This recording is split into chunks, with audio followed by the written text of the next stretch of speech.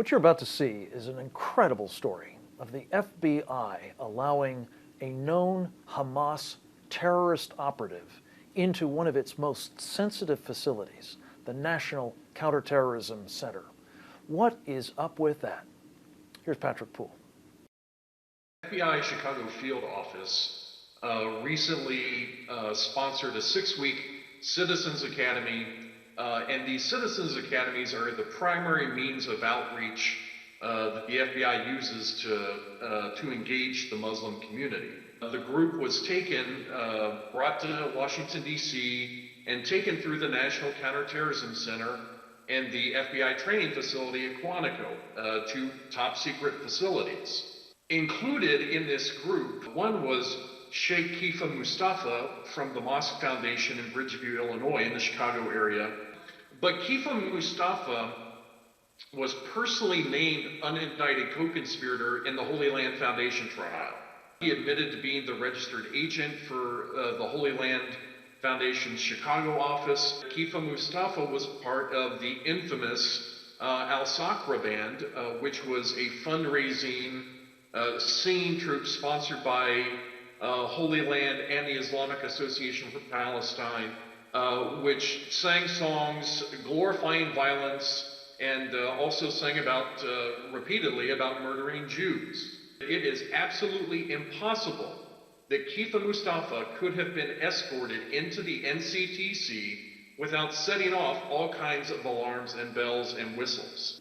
We believe the kind of evidence you've just seen bespeaks a complete and abject failure on the part of the United States government, starting at the senior-most levels, to understand the threat we're facing from Sharia and to counter it. The rot starts, I believe, with Homeland Security Advisor John Brennan. It's time for him to go. Nor do we describe our enemy as jihadists or Islamists, because jihad is a holy struggle, a legitimate tenet of Islam, meaning to purify oneself or one's community. And there is nothing holy or legitimate or Islamic about murdering innocent men, women, and children. Describing our enemy in religious terms would lend credence to the lie propagated by Al-Qaeda and its affiliates to justify terrorism, that the United States is somehow at war against Islam. The reality, of course, is that we have never been and will never be at war with Islam. After all, Islam, like so many faiths, is part of America. Instead of saving human lives, as the Quran instructs, they take innocent life. Instead of creating, they destroy, bombing mosques, schools, and hospitals. They are not jihadists, for jihad is a holy struggle, an effort to purify. For violent extremism is neither unique nor inherent to any one faith. Indeed, violence is something that every faith rejects. On September 29th, members of Team B2, authors of Sharia, The Threat to America, publicly called on John Brennan to resign. It is clear that the cluelessness fostered by Mr. Brennan is causing an empowering of the wrong sorts of Muslims in America and endangering the American people.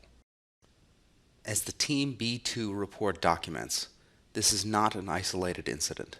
It is emblematic of misbegotten and reckless policies that can only be corrected by a change in leadership at the top of the nation's Homeland Security team.